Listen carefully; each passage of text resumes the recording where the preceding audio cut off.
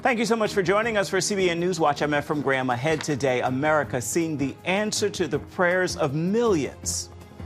NFL player Damar Hamlin awake and thanking those who prayed for him and asking to keep it up as fans continue to show their support.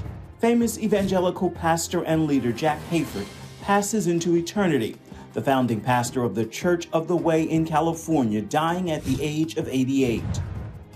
President Biden finally visiting the border with Mexico, but some border agents questioning if he got the real picture of what's happening there. Israel objecting to a special United Nations Security Council meeting after the visit of a prominent minister in Benjamin Netanyahu's new government to the Temple Mount. We'll explain why Israel says the meeting was another attempt to put the blame on the Jewish state for the Israeli-Palestinian conflict. A potential danger to your children. How extremist groups are targeting teenagers for recruitment with gaming. And we'll hear from a former radical gamer who brings us this warning for parents. And the long-awaited sequel to the blockbuster hit The Passion of the Christ, coming from director Mel Gibson, set to begin filming soon. It will be called The Passion of the Christ Resurrection. Those stories and more today on CBN NewsWatch. This is CBN NewsWatch. And we begin this half hour with an answer to the prayers of millions as Buffalo Bills safety Damar Hamlin continues to recover after he collapsed on the field a week ago during Monday night's football game on national television in Cincinnati. Hamlin tweeting his tweeting Saturday evening, putting love into the world comes back 3 times as much. Thankful for everyone who reached out and prayed. This will make me stronger on the road to recovery. Keep praying for me. Bills fans and others across the country still showing their support and keeping up their prayer efforts. Hamlin collapse led to a widespread amount of prayer, even football analyst Dan Orlovsky praying on ESPN. Jeffrey Scholes, associate professor of religious studies at the University of Colorado at Colorado Springs, said he hadn't seen such a public outpouring of prayer in any support. Scholes has written several books on religion and sports, said Dan Orlovsky breaking out in prayer was just kind of stunning. I've never seen anything like that. It looked more like the 700 Club than it did ESPN for a bit there. Hamlin's family also offering their thanks for all the prayers being offered up on his behalf. A giant church leader has passed into eternity. Jack Hayford died at the age of 88 Sunday. For more than 30 years, Hayford pastored the Church on the Way, a congregation of the Foursquare Church in Van Nuys, California. The church grew from 20 members to more than 12,000 by the time he passed on the mantle of senior pastor back in 1999. Hayford's influence spread worldwide through his Bible teaching and more than 50 books that he authored. He also played a major role in the Promise Keepers men's movement and composed more than 500 hymns and choruses, including the popular and much recorded Majesty. In his later years, Hayford devoted his passion to serving as chancellor of King's University, a Pentecostal seminary founded back in 1999. Foursquare President Randy Remington said Pastor Jack lived a life devoted to Jesus, one which he never wavered in or strayed from. His books, songs, and teachings will continue to inspire and mentor generations to come. After 2 years in office, President Biden finally made his first trip to the troublesome southern border. He did that this weekend. As CBN News White House correspondent Abigail Robertson reports, the visit follows months of Republican criticism and record numbers of illegal crossings. Just days after announcing new policies to address the growing influx of migrants, President Biden traveled to El Paso, Texas, to see the situation firsthand. It's amazing what you do. During his visit, Biden toured a migrant service center, met with Border Patrol agents at the country's busiest crossing, and made an unannounced stop at the border wall. The trip follows Biden's decision last week to crack down on illegal crossings that has upset many Democrats and human rights activists. The move will allow up to 30,000 migrants each month from Cuba, Nicaragua, Haiti, and Venezuela to legally apply for asylum, while expelling migrants from those 4 countries who cross illegally. Last year alone, authorities estimate more than 2 million border crossings, with El Paso being one of the busiest entry points. At this rate, we've had 90,000 people released since mid-August. But you get to certain pockets downtown, and you'll see in a block hundreds of people sleeping on the street, outside a church, outside the Greyhound bus station. And so it is very evident that there is a humanitarian crisis. Anna Giritelli from the Washington Examiner tells CBN News some Border Patrol agents doubt Biden got the real picture during his visit. President Biden's going to visit the port of entry, but he will not be down on the ground below that port where Governor Abbott has sent in 700 National Guardsmen as well as state troopers. While Texas Governor Greg Abbott delivered Biden a letter laying out the state's needs from the federal government, he told reporters the visit was 2 years and $20 billion too late. This is for nothing but for show unless it begins to enforce the immigration laws already that exist in the United States of America. Abbott says Biden told him he wants to work with him on the issue, and there is widespread consensus that the only productive path forward is a bipartisan immigration plan. Abigail Robertson, CBN News. After finally winning an epic 15-ballot election to become the Speaker of the House in the early hours of Saturday morning, Republican Kevin McCarthy will face more tests ahead. McCarthy making clear he intends to take on the Washington establishment. We will hold the swamp accountable. From the withdrawal of Afghanistan to the origins of COVID and to the weaponization of the FBI. Let me be very clear. We will use the power of the purse and the power of the subpoena to get the job done.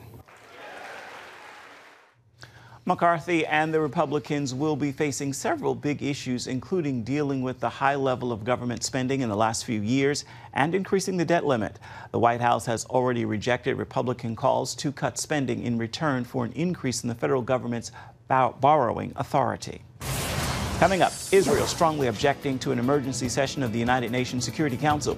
We're going to tell you what the meeting was about and why Israel objected. We've got the story for you when we come back.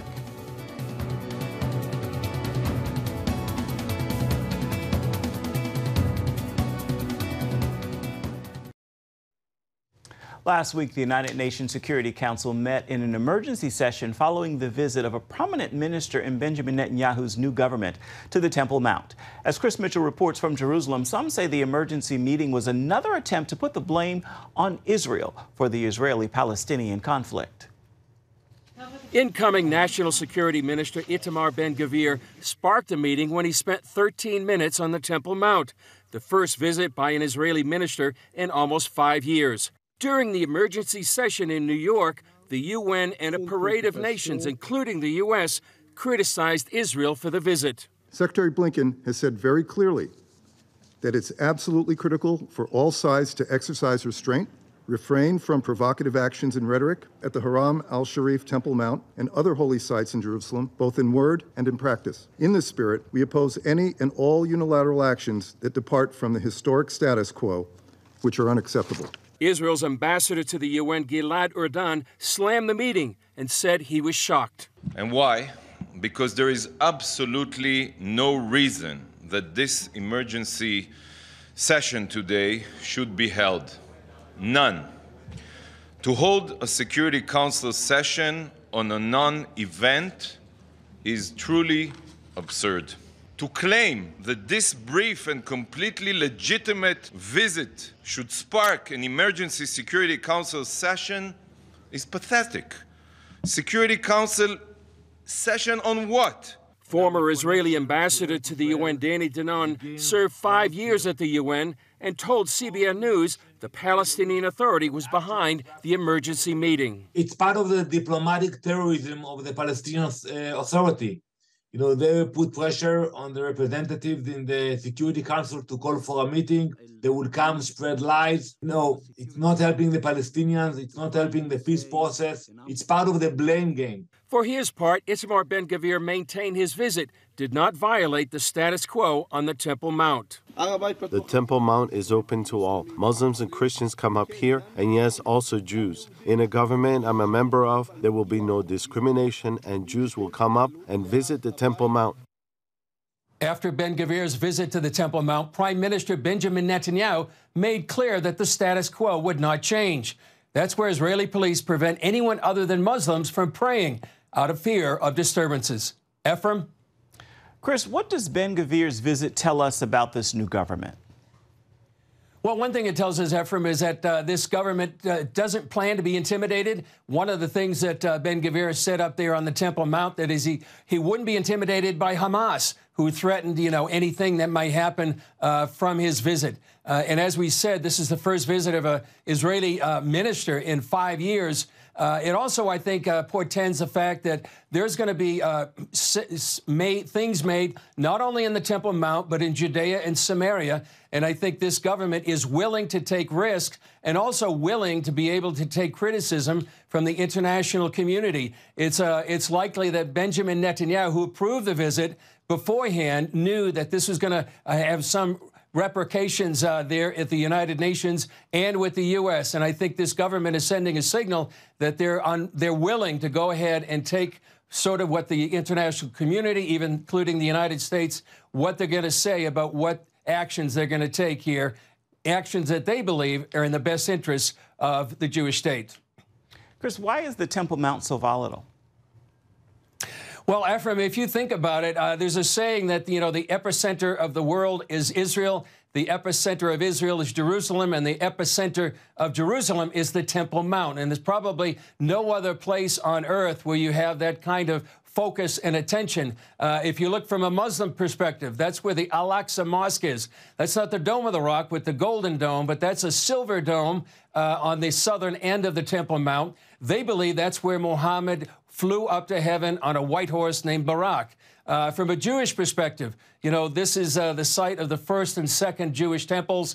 This is what happens in a Jewish wedding. They break a glass, hoping that and praying that the third temple will be rebuilt. So the focus of two of the major world religions is right there on the Temple Mount, as well as Christians focus on that, where many believe that Jesus is going to rule and reign from the Temple Mount. So it has great spiritual significance for probably most of the world, and I think that in large part explains why this is so important. It's certainly, as well, Jerusalem, as well as the Temple Mount, probably the most intractable issue in the Palestinian-Israeli conflict.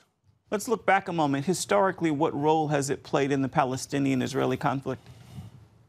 Well, a lot, Ephraim, and a lot of people don't know this. If you go back to the 1920s and you talk about the Grand Mufti al-Husseini, he was actually a relative of Yasser Arafat. One thing that he did during that time is he stirred up the Arab crowd by saying the Al-Aqsa Mosque is in danger. And he did that to protest against which is then the British mandate, and also against the Jewish people. There were many people that were died in those conflicts. If you fast forward to 1996, when Yasser Arafat blamed Israel for undermining the Al-Aqsa Mosque just because a simple tunnel was built just to connect the temple tunnels to the Via Dolorosa.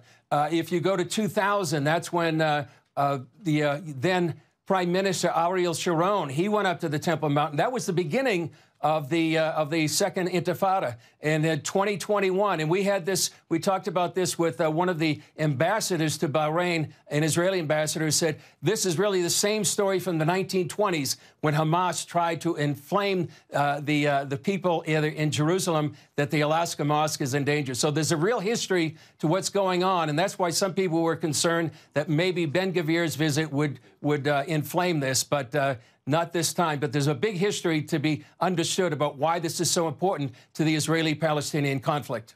Chris Mitchell, our Middle East Bureau Chief, thank you so much for your insight, as always. Much appreciated. Still ahead, your teenager could be a target of a dangerous trend. Extremist groups are using video games to recruit young gamers. A former radical calls them out. We're going to have that story for you right after this.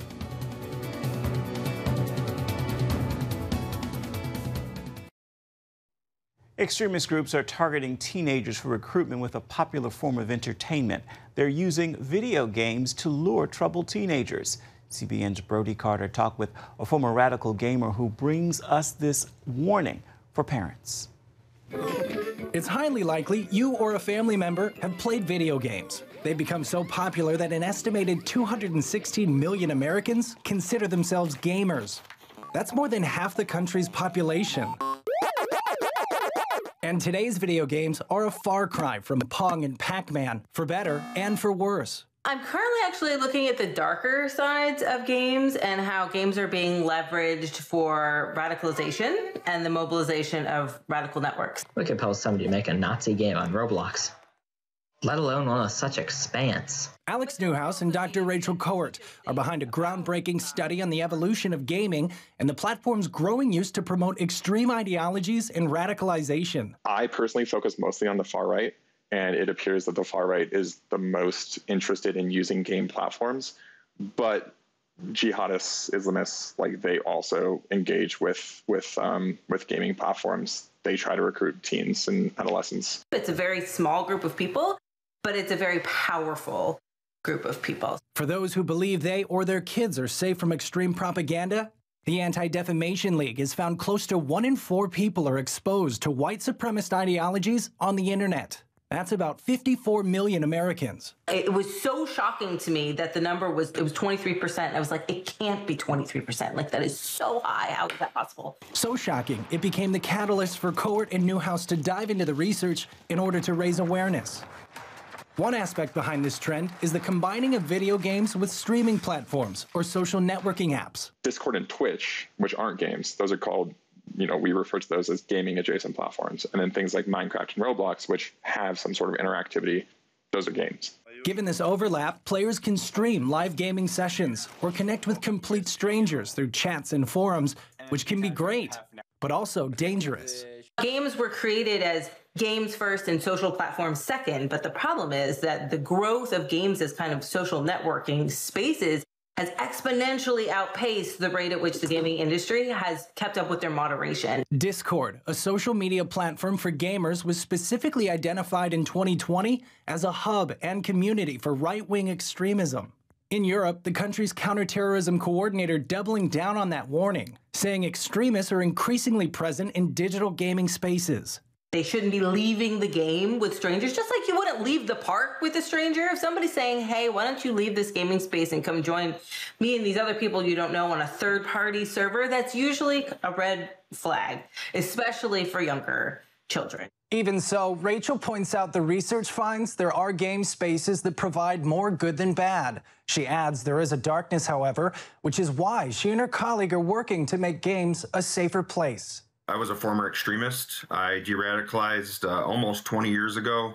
I was part of a organization called the Rolling Wood Skins, which was a offshoot of one of the largest national socialist or Nazi movements in the United States. Ryan Lowry shared with CBN about his former life as a prominent neo-Nazi, with the goal of taking online hate groups mainstream. It's in every platform you go to. These recruiters, whether it's through jihadism or domestic terrorism, whatever it might be, they've adapted to and know where they need to be and how to find the most vulnerable people. In finding ways to finance his mission and move in the ranks, Lowry got into trouble with the law. While his life of crime ultimately led to prison, the time behind bars provided distance from his extremist group. Friends and family helped Lowry de-radicalize and ultimately rededicate his life to Jesus Christ. I was born and raised a Christian my whole life.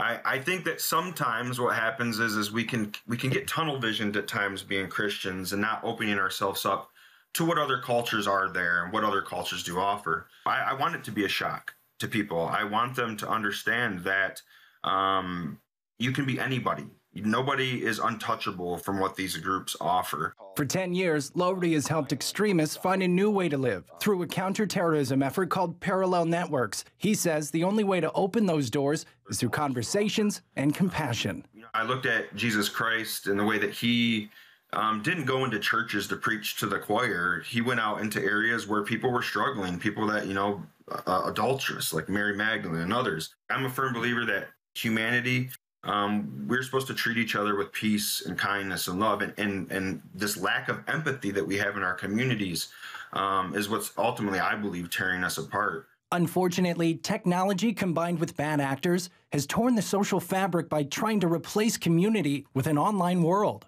That's why Dr. Cowart wants to remind gamers and others that when things appear bad online or in life, they have the power to make a change. When things seem a little bit off, the other great thing about games and the internet is you can just switch to a different server or switch to a different game or mute that person or block that person. You don't have to engage in conversations that make you feel uncomfortable. Brody Carter, CBN News. Coming up, a sequel is on the way from Mel Gibson to his famous film, The Passion of the Christ. We're going to have that story for you when we come back. Stay with us.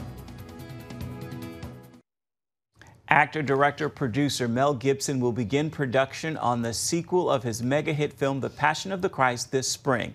That is according to a new report. It will be called The Passion of the Christ Resurrection.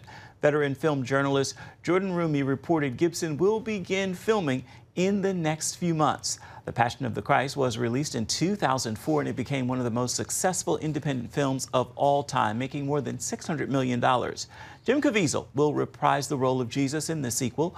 The highly anticipated sequel has been in development stages for the last 10 years. Gibson told Greg Laurie at a Harvest Crusade in 2016 he wanted to take his time in developing the story. You can get the full story on this long-awaited blockbuster at cbnnews.com.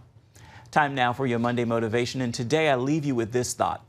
God's presence in your life is important, but what's more important is his position.